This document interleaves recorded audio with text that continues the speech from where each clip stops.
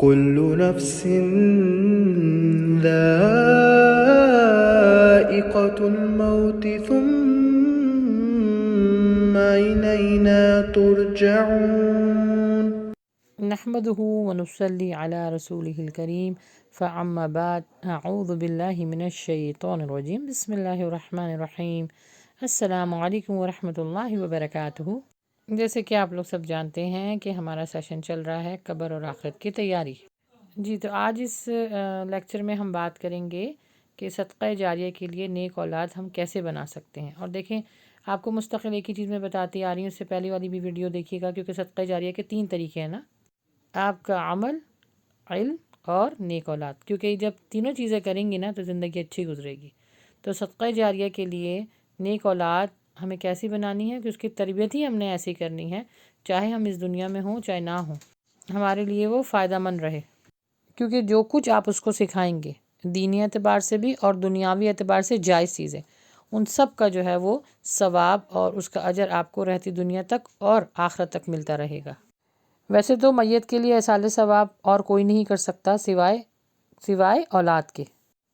یہ جو ہمارے عرف عام میں مشہور ہے نا کہ جیسے ہی انتقال ہو جاتا ہے تو قرآن خوانی کرواتے ہیں اور اتنے قرآن ختم ہو گئے اور وہ چیوں کے اوپر بیٹھ کے اور لا الہ پڑھا جاتا ہے، یاد رکھیں یہ سب بدعت ہے۔ انشاءاللہ آگے والا جو ہمارا سیشن شروع ہوگا اس میں ساری بدعت کے بارے میں بتاؤں گی کہ وصیت بھی کرنی ہے اس معاملے میں کہ ہمارے جانے کے بعد پیرنٹس اس چیز کو وصیت کریں کہ ہمارے جانے کے بعد یہ بدعت وغیرہ نہ ہو۔ انشاءاللہ دلیل کے ساتھ آپ کو بتاؤں گی کہ کیا کرنا ہے اور کیا نہیں۔ اور ایصال ثواب کون کر سکتا ہے؟ آپ کی اولاد، کیونکہ دیکھیے نا ان کے ساتھ آپ نے اپنا وقت لگایا ہوتا ہے نا، ان کے ساتھ اپنی محنت کی ہوتی ہے، اور اللہ سبحانہ تعالیٰ کسی کی بھی محنت کو ضائع نہیں فرماتے۔ تو جو کچھ آپ ان کے ساتھ کر رہے ہیں اس کا اجر اللہ تعالیٰ آپ کو آخرت میں بھی دے گا۔ میت کے لیے زندوں کی طرف سے ایصال ثواب کی صورت میں تیسری نفع بخش چیز اس کی اولاد ہے، جو اس کے لیے استغفار کر سکتی ہے۔ جو بھی نیک عمل کرے گی اس کو اس کا اجر ملے گا۔ جس طرح زندہ انسان کھانا پینے کے محتاج ہوتے ہیں نا، اسی طرح مردہ دعا کے لیے انتہائی محتاج ہوتا ہے۔ اللہ کے نبی صلی اللہ علیہ وآلہ وسلم نے فرمایا، اللہ سبحانہ تعالیٰ جنت میں نیک آدمی کا درجہ بلند فرمائیں گے تو وہ عرض کرے گا اللہ سبحانہ و تعالیٰ سے کہ یہ مجھے اس طرح کا درجہ کیوں حاصل ہوا؟ اللہ سبحانہ تعالیٰ فرمائیں گے تیرے بیٹے نے تیرے لیے استغفار کیا ہے۔ اس کے علاوہ نیک اولاد کے اعمال کا ثواب بغیر نیت کے بھی والدین کو زندگی میں بھی ملتا ہے اور آخرت میں بھی ملتا ہے۔ حضرت عائشہ سے روایت ہے کہ اللہ کے نبی صلی اللہ علیہ وسلم نے فرمایا، سب سے پاکیزہ تر کھانا جو تم کھاتے ہو وہ اپنی کمائی سے ہے، اور تمہاری اولاد بھی تمہاری کمائی ہے۔ سورہ بقرہ میں اللہ سبحانہ و تعالیٰ فرماتے ہیں وَمِمَّا رَزَقْنَاهُمْ يُنْفِقُونَ۔ اس کا ترجمہ ہے کہ جو کچھ ہم نے تم کو دیا ہے، یعنی مال جو تم کو دیا ہے وہ ہماری راہ میں خرچ کرو۔ اب یہاں پر جو لفظ ہے نا مما رزقناہم، یہ رزقنا کا مطلب علماء اس کے بہت وسیع معنی بتاتے ہیں۔ اس میں ہر وہ چیز ہے جو اللہ سبحانہ و تعالیٰ نے آپ کو نعمت سمجھ کے عطا کی ہے، یعنی ہر وہ چیز جو اللہ تعالیٰ نے آپ کو دی ہے وہ نعمت ہے، وہ اللہ کی راہ میں خرچ کریں۔ آپ کا اٹھنا، چلنا، پھرنا، بیٹھنا، بولنا، آپ کا فون، آپ کی سواری، آپ کی اولاد، آپ کی صحت، آپ کا پڑھنا لکھنا، تعلیم دینا، سننا سنانا، یہ ہر چیز آپ کا مما رزقنا ہے، یعنی جو کچھ اللہ تعالیٰ نے آپ کو دیا ہے نعمتیں، وہ اللہ کی راہ میں ہی خرچ کرنا ہی بہت بڑی نیکی ہے۔ صدقہ جاریہ کرنے کی یا نیکی کرنے کی مختلف صورتیں ہو سکتی ہیں، جیسے کہ آپ اپنے بچے کو جو قرآن پڑھاتے ہیں، ان کو تعلیم و تربیت دیتے ہیں، ان کو کھانے پینے کو دیتے ہیں اور پھر وہ اس کا جائز استعمال کرتے ہیں، یہ سب صدقہ جاریہ ہے۔ میں آپ کو مثال دوں، جیسے جو میرے بچوں کی جو میرے لیے صدقہ جاریہ ہے، جیسے عموماً آپ بہت ساری جو ویڈیوز دیکھتی ہیں اور خاص طور پہ جو اس ویڈیو کے شروع میں جو تلاوت کر رہے ہیں ماشاءاللہ وہ میرے صاحبزادے ہیں، تو اسی طریقے سے چھوٹے چھوٹے سے بچوں سے کام لیجئے نیکی کے، دین کے لیے، تو انشاءاللہ رہتی دنیا تک۔ اب دیکھیں میں اس دنیا سے اگر چلی گئی، انشاءاللہ سب کو ہی جانا ہے، میں اس دنیا سے چلی گئی تو یہ چیز میرے لیے بھی صدقہ جاریہ رہے گی۔ ہم نے عموماً یہ کہتے ہوئے سنا ہے پیرنٹس کو کہ ہمارے جانے کے بعد ہمارے بچوں کو کیا ہوگا۔ یہ بہت بہت بہت کامن سا کوشچن ہے کہ ہمارے جانے کے بعد ہمارا بچوں کا کیا ہوگا۔ اگر آپ بچوں کو تعلیم و تربیت دیں گے، آپ ان کو دین کے معاملات سکھائیں گے جو فرضیت میں ہیں، تو انشاءاللہ ہمارے جانے کے بعد بھی ان کا معاملہ ہوگا۔ لیکن ایک نیا کوشچن میں ریز کرتی ہوں، اس کو ضرور سوچئے گا۔ ہم یہ تو فکر کر لیتے ہیں کہ ہمارے جانے کے بعد ہمارے بچوں کا کیا ہوگا، لیکن ہم یہ فکر کیوں نہیں کرتے کہ ہمارے بچوں کے لیے ان کی قبر میں ان کے ساتھ کیا معاملہ ہوگا؟ اس پر کیوں نہیں سوچتے؟ کیونکہ قبر کے عذاب، قبر کے معاملات اللہ سبحانہ تعالیٰ نے اپنے پیغمبر کے ذریعے ہمیں سب تعلیمات دے دی ہیں، حدیثوں میں بھی ملتا ہے، قرآن میں بھی ملتا ہے کہ قبر کا عذاب جو ہے وہ برحق ہے۔ تو ہم زندگی تو سوچ لیتے ہیں اپنے بچوں کے لیے کہ ہمارے بعد کیا ہوگا، قبر میں کیا ہوگا ہمارے بچوں کے ساتھ، یہ کیوں نہیں سوچتے؟ اگر یہ سوچیں گے، سوچیں، اللہ نہ کرے، اللہ نہ کرے، اللہ نہ کرے، اللہ سب کو اپنی جگہ پر حفظ و امان میں رکھے، محفوظ رکھے، جہنم کی آگ سے محفوظ رکھے، لیکن ہماری آنکھوں کے سامنے اگر ہماری اولاد تو گھسیٹ کر جہنم میں ڈال دیا جائے گا، سوچیں ہم کیا کریں گے؟ کیا کریں گے؟ ہم روئیں گے، چیخیں گے، چلائیں گے، لیکن وہاں پر اس وقت بہت دیر ہو چکی ہوگی۔ تو پیاری بہنوں، ابھی بھی وقت ہے، ابھی بھی وقت ہے اس بات کو سوچنے کا کہ ہمارے اور ہماری اولاد کے ساتھ قبر میں جو معاملہ ہوگا اس کو ابھی سے ہم سیکھیں گے، عمل کریں گے، کروائیں گے، تو انشاءاللہ جیسے ہم اپنے بچوں کے ساتھ کروا رہے ہیں، کل کو یہ بھی اپنے بچوں کے ساتھ ایسے ہی کروائیں گے۔ تو سوچئے، نسل در نسل یہ چیز چلتی رہے گی نا۔ ہر اچھی بات پر عمل کرنا، ہر اچھی بات کہنا، یہ بھی صدقہ ہے، یہ بھی نیکی ہے۔ دیکھیں، اولاد کو قرآن و سنت کا تابع بنا کر مرنے والے قیامت تک اس کی کمائی کو وصول کرتے رہتے ہیں۔ بچوں کو دینی تربیت اور تعلیم دینا بہت ضروری ہے، تاکہ ان کو پتہ چلے کہ والدین کے اس دنیا سے جانے کے بعد جو اگر قرض ان کے اوپر ہوتا ہے، یا ان کی نظر کے روزے ہوتے ہیں، یا حج عمرہ ہوتا ہے، اس کے سارے معاملات جاننا بہت ضروری ہے۔ میں آپ کو اسٹیپ بائی اسٹیپ انشاءاللہ بتاتی ہوں۔ یہ ضرور اپنے بچوں کو بیٹھ کے گائیڈ کیجئے، بتائیے ان کو کہ ہر کسی کو اس دنیا سے جانا ہے، تو کیوں نہ اس کی تیاری کی جائے۔ تو بچوں کو بتائیں کہ اگر میرے جانے کے بعد یہ سارے معاملات ہوں تو کیا کیا چیزیں آپ نے کرنی اور کیا نہیں۔ دیکھیں، بچہ جب بالغ ہو جاتا ہے تو احکام شریعہ اس کے اوپر فرض ہو جاتا ہے، یعنی شریعت کے جتنے معاملات ہیں نا، اس کے اوپر سب فرض ہو جاتے ہیں، جاننا، عمل کرنا۔ تو کیا ہوتا ہے کہ ہم ساری عمر زندگی میں بس یہی سوچتے ہیں کہ بچوں کے لیے گھر بنا لیں، ہم چلے جائیں گے تو بچے جو ہیں وہ ان کے کام آئے گا۔ یاد رکھیں، اسی جائیداد پہ بچے لڑتے ہیں، مرتے ہیں اور ایک دوسرے کو مار بھی دیتے ہیں۔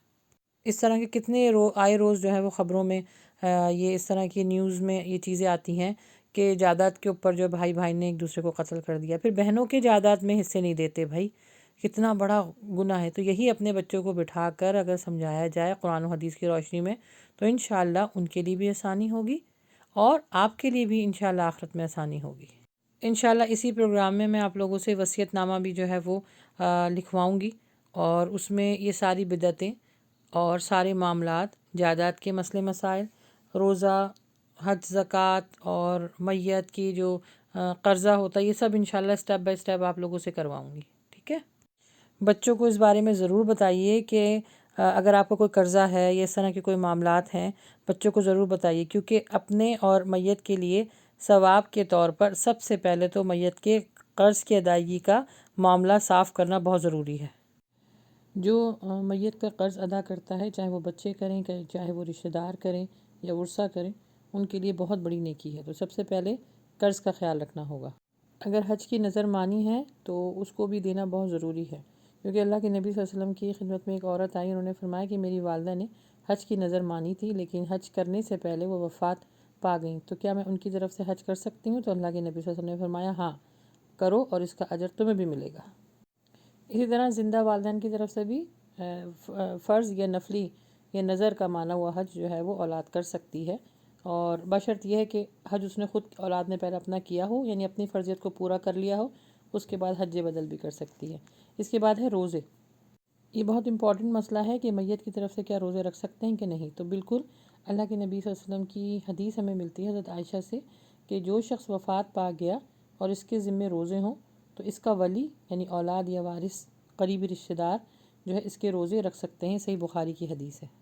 اب دوسرا ہے قربانی، کیا میت کی طرف سے قربانی کر سکتے ہیں؟ تو میت کی طرف سے قربانی کرنے میں علماء کے اندر بہت اختلاف ہے، بس یہ ہے کہ آپ اس قربانی کو یعنی اس جانور کو جو قربان آپ کر رہے ہیں آپ صدقہ کر دیں، میت کی طرف سے صدقہ کر دیں۔ اس کا گوشت آپ خود نہیں کھا سکتے، ہاں گائے میں حصہ نہیں ہوگا، یا تو بکرا ہوگا یا بکری ہوگی، یا پوری گائے آپ صدقہ کرنا چاہتے ہیں تو صدقے کے لیے یہ ہوتا ہے کہ پھر آپ خود نہیں کھا سکتے، اور میت کی طرف سے والدین کی طرف سے اگر آپ کرنا چاہتے ہیں تو آپ صدقہ کریں گی، قربانی نہیں ہوتی، وہ صدقہ ہوتا ہے، ٹھیک ہے؟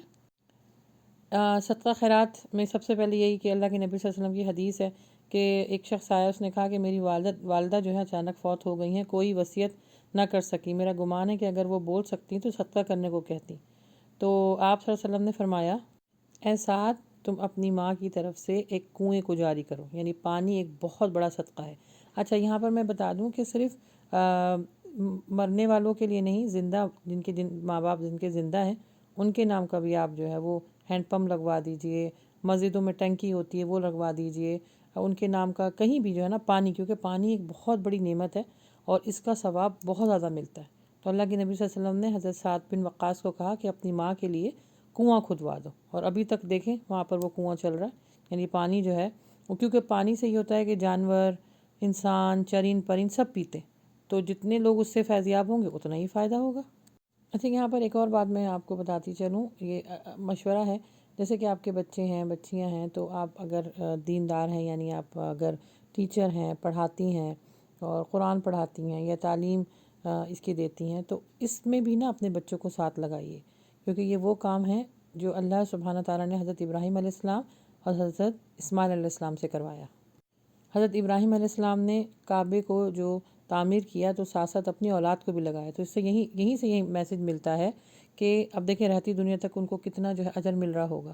تو یہاں سے ہمیں کیا میسج مل رہا ہے کہ جو بھی آپ دین کا کام کریں اس میں اپنے بچوں کو ضرور لگائیے، کیونکہ ایک تو بچوں کو احساس کمتری نہیں ہوتا، ان میں کانفیڈنس آتا ہے کہ مما بابا جو کام کرتے ہیں گھر کے وہ ہم سے بھی اس کا مشورہ بھی لیتے ہیں اور ہم سے کرواتے بھی ہیں۔ دوسرا یہ کہ وہ صدقہ جاریہ آپ کے لیے بنے گا، اور تیسرا یہ پھر آپ کا کام کرنا بھی آسان ہوگا۔ obviously جب زیادہ لوگ مل کے کام کرتے ہیں تو وہ کام جلدی بھی ہوتا ہے اور اس میں کوالٹی بھی ہوتی ہے۔ جیسے میں آپ کو چھوٹی سی مثال دوں کہ جو میرے لیکچرز وغیرہ ہوتے ہیں ان کی تیاری کے لیے، حالانکہ میرے پاس ہر چیز سب کچھ ہے، لیکن میں اپنے بچوں سے، اپنے ہسبینڈ سے، اپنی بیٹی سے، سب سے جو ہے مدد مانگتی ہوں تاکہ میرے اس ثواب میں، اس صدقہ جاریہ میں ان کا بھی حصہ آ جائے۔ اب میں ایک چھوٹی سی مثال دیتی ہوں، مجھے ابھی کچھ دنوں پہلے ایک لیکچر دینا تھا، تو میں نے اپنے بیٹے سے جو ہے وہ لیپ ٹاپ لیا، اپنے ہسبینڈ سے جو ہے وہ پرنٹ آؤٹ کروایا، اور اپنی بیٹی کو بیٹھ کے سنایا، اس سے مشورہ لیا۔ تو یہ کیا ہو گیا، اس سے سارے کام ہو تو رہے ہیں، لیکن ایک تو ان کے لیے بھی صدقہ جاری ہو رہا ہے، ان کو بھی میں تربیت بھی کر رہے ہیں، ساتھ ساتھ ان کو بتا بھی رہے ہیں کہ دین کا کام کس طرح بڑھ چڑھ کے کرنا ہے اور ساتھ مل کے کرنا ہے، اور پھر یہ ہے کہ الحمدللہ اس میں نیکی کے اجر میں اللہ سبحانہ تعالیٰ ان لوگوں کا بھی حصہ ڈال رہا ہے۔ پھر جب میں اکیڈمی میں اپنا کام کرتی ہوں، الحمدللہ وہاں پہ اتنی ایڈمنس ہیں، کوئی جب ہم لائیو جاتے ہیں تو کوئی جو ہے وہ پوسٹ شیئر کر رہی ہوتی ہیں، انوائٹ کوئی کر رہی ہوتی ہیں، یعنی مختلف کام کر رہی ہوتی ہیں۔ آپ کو پتہ ہے کہ جب گوگل میٹ پہ جاؤ تو بہت سارے کام ہیں، میں تو یہ سب کام اکیلے نہیں کر سکتی۔ تو کیا ہے کہ اللہ سبحانہ تعالیٰ نے تو ہر کسی کی صلاحیت کو جانتا ہے نا، اور بہت بہت میں اپنی ساری ایڈمن ٹیم کا شکریہ ادا کرنا چاہوں گی، کیونکہ الحمدللہ جیسے ہی ان کو کال ان کیا جائے تو ماشاءاللہ ساری جمع ہو جاتی ہیں۔ تو کہنے کا مطلب یہ ہے کہ اللہ سبحانہ تعالیٰ توفیق دیتا ہے نیکی کرنے کی، لیکن دعا مانگنا ہمارا کام ہے۔ پھر سب سے بڑی بات یہ کہ جو حلقہ باب ہمارے اراؤنڈ ہیں، جیسے خاص طور پہ ہمارے بچے، ان کو یہ ضرور بتانا ہے کہ ہمارے جانے کے بعد انہوں نے کرنا کیا کیا ہے، کس طرح کرنا ہے، زندگی کیسے گزارنی ہے۔ اسی کام میں ہماری پوری زندگی گزرے گی نا، تو جو آخرت میں اللہ سبحانہ تعالیٰ 5 سوال کریں گے نا، انشاءاللہ اس کے آنسر ہم دے سکیں گے۔